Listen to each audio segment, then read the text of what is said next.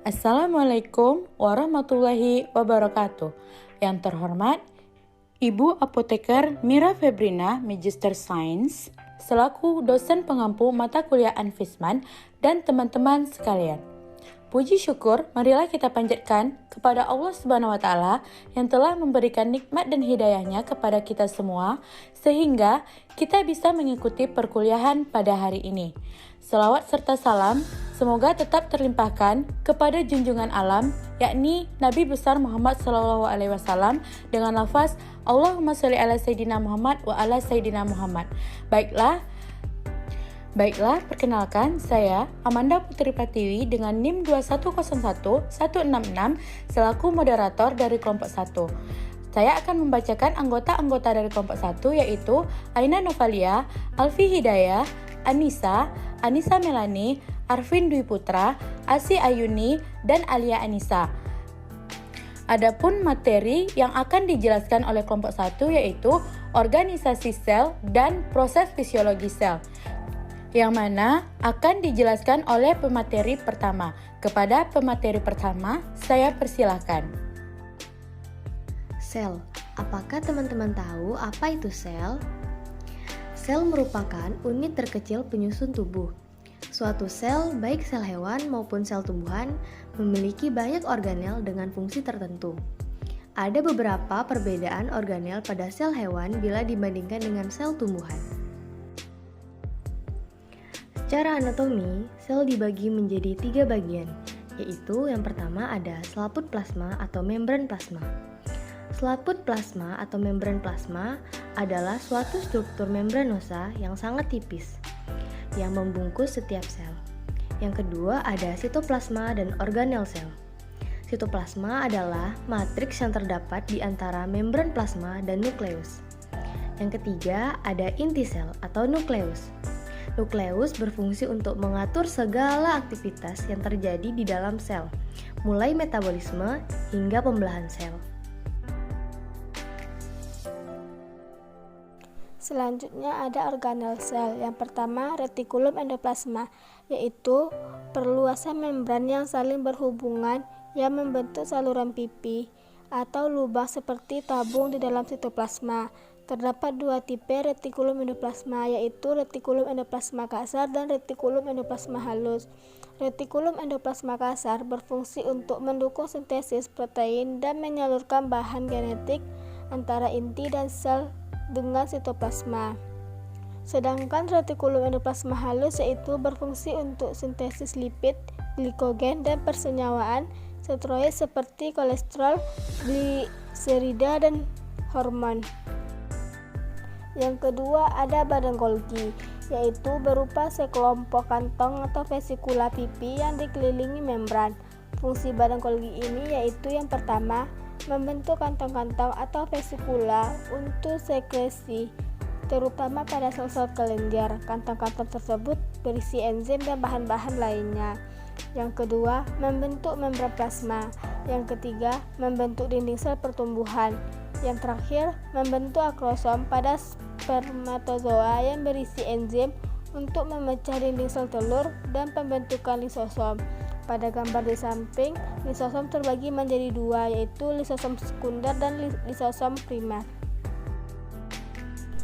Organel sel yang ketiga adalah ribosom. Ribosom berupa organel kecil bergaris tengah 17-20 mikron yang tersusun oleh RNA ribosom dan protein. Ribosom terdapat pada semua sel hidup. Ribosom terdapat bebas di sitoplasma atau melekat pada REK. Tiap ribosom terdiri dari 2 subunit yang berbeda ukuran. 2 subunit ini saling berhubungan dalam suatu ikatan yang distabilkan oleh ion magnesium. Ribosom berfungsi untuk sintesis protein. Pada waktu sintesis protein, ribosom mengelompok membentuk poliribosom atau polisom. Yang keempat adalah lisosom. Lisosom merupakan kantong yang dikelilingi membran tunggal yang digunakan sel untuk mencerna makromolekuler. Lisosom dihasilkan oleh badan Golgi yang penuh protein. Fungsi lisosom adalah yang pertama dapat memecahkan atau mencerna polisakarida, lipid, fosfolipid, asam nukleat, dan protein. Yang kedua, berperan dalam pencernaan intrasel. Yang ketiga, berperan dalam autofagus atau penghancur organel yang sudah rusak. Yang kelima, badan mikro. Badan mikro atau peroksisom merupakan kantong kecil yang berisi enzim katalase yang berfungsi untuk menguraikan peroksida atau H2O2 yang merupakan sisa metabolisme yang bersifat toksik menjadi air dan oksigen. Pada hewan, peroksisom atau badan mikro ini banyak terdapat di hati dan ginjal, sedangkan pada tumbuhan, peroksisom terdapat di dalam berbagai tipe sel. Di dalam tumbuhan sendiri terdapat glioksisom yang merupakan badan mikro yang berperan dalam proses pengubahan senyawa lemak menjadi sukrosa.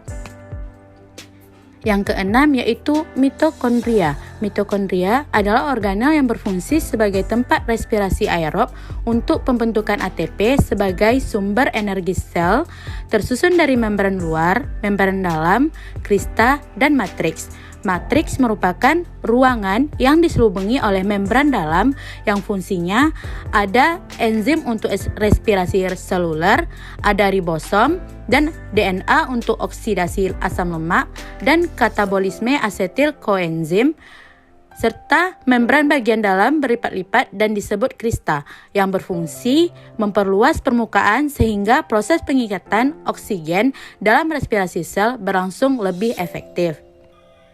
Membran sendiri dalam membagi mitokondria menjadi dua ruangan yaitu ruang intermembran dan matriks mitokondria.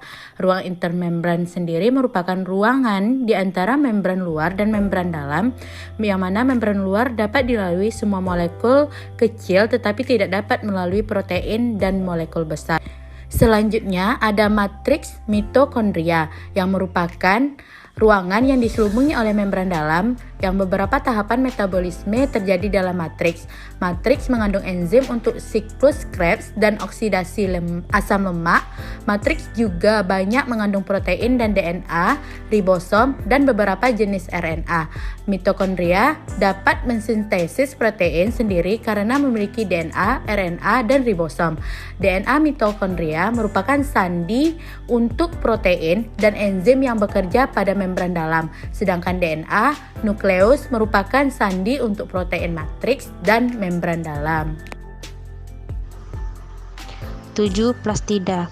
Plastida adalah organel pemberi warna yang hanya terdapat pada sel tumbuhan.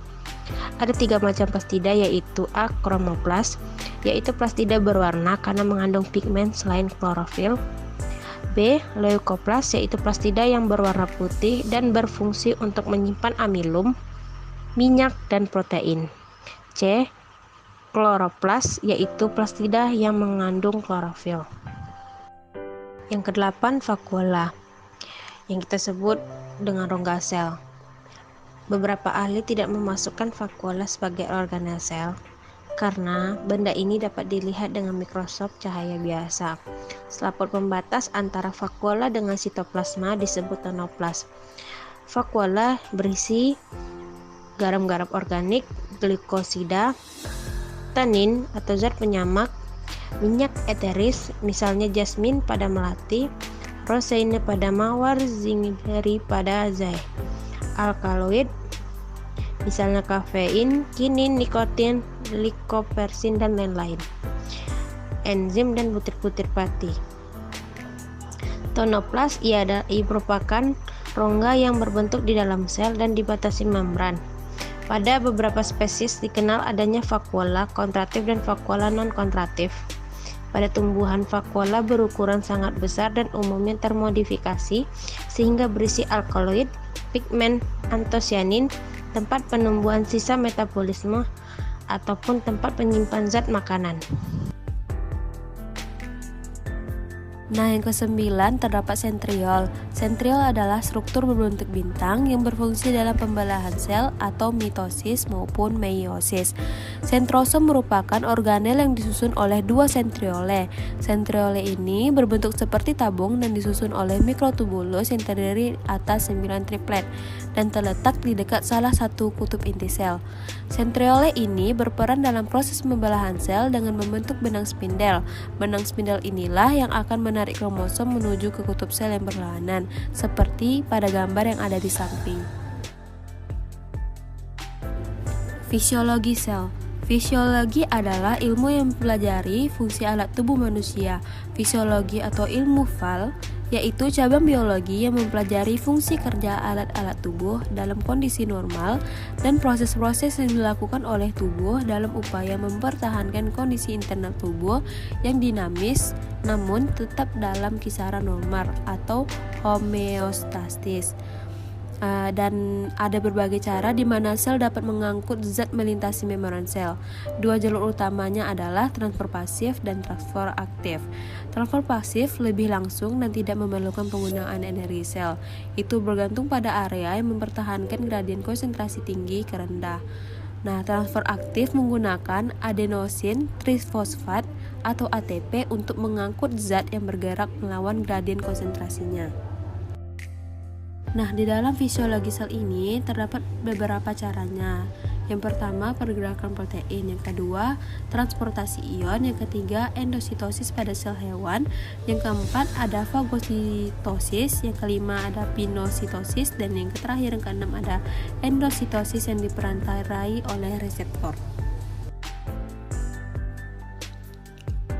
Yang pertama, pergerakan protein. Jalur bagi protein untuk bergerak dalam sel dimulai di RA. Lipid dan protein disintesis perlu klarifikasi di RA dan karbohidrat ditambahkan untuk membuat glikoprotein. Glikoprotein menjalani sintesis lebih lanjut perlu klarifikasi di aparatus Golgi menjadi glikolipid. Baik glikoprotein dan glikolipid diangkut ke dalam vesikel ke membran plasma. Sel melepaskan protein sekretory yang dikenal sebagai eksositosis. Yang kedua yaitu transportasi ion. Ion berjalan melintasi membran sel melalui saluran, pompa, atau pengangkut. Di saluran, mereka bergerak menuruni gradien elektrokimia untuk menghasilkan sinyal listrik. Pompa mempertahankan gradien elektrokimia. Jenis utama pompa adalah pompa natrium atau kalium. Ini memindahkan 3 ion natrium keluar dari sel dan 2 ion kalium ke dalam sel. Proses ini mengubah satu molekul ATP menjadi adenosin, difosfat atau ADP, dan fosfat. Klarifikasi diperlukan dalam transporter. Ion menggunakan lebih dari satu gradien untuk menghasilkan sinyal listrik. 4. Fagositosis. Dalam fagositosis, sel mengelilingi partikel termasuk partikel makanan melalui perpanjangan pseudopoda yang terletak di membran plasma. Pseudopoda kemudian mengemas partikel dalam vakuola makanan. Lisosom yang mengandung enzim hidrolitik kemudian bergabung dengan vakuola makanan. Enzim hidrolitik juga dikenal sebagai enzim pencernaan, kemudian mencerna partikel di dalam vakuola makanan. 5. Pinositosis. Dalam pinositosis, sel mengambil atau meneguk cairan ekstraseluler ke dalam vesikel yang terbentuk ketika membran plasma mengelilingi cairan. Sel dapat mengambil molekul atau zat terlarut apapun melalui proses ini. 6. Endositosis yang diperantarai reseptor. Endositosis yang dimediasi reseptor adalah bentuk pinositosis di mana sel mengambil molekul atau zat terlarut tertentu. Protein dengan situs reseptor terletak di membran plasma mengikat zat terlarut tertentu. Protein reseptor yang melekat pada zat terlarut spesifik masuk ke dalam lubang berlapis membentuk vesikel. Vesikel kemudian mengelilingi reseptor yang melekat pada zat terlarut tertentu, melepaskan molekulnya. Protein reseptor didaur ulang kembali ke membran plasma oleh vesikel yang sama. Baiklah, Sekian yang dapat kelompok kami sampaikan. Apabila ada kesalahan dan kekurangan, kami mohon dimaafkan. Wabillahi taufiq wal hidayah. Wassalamualaikum warahmatullahi wabarakatuh.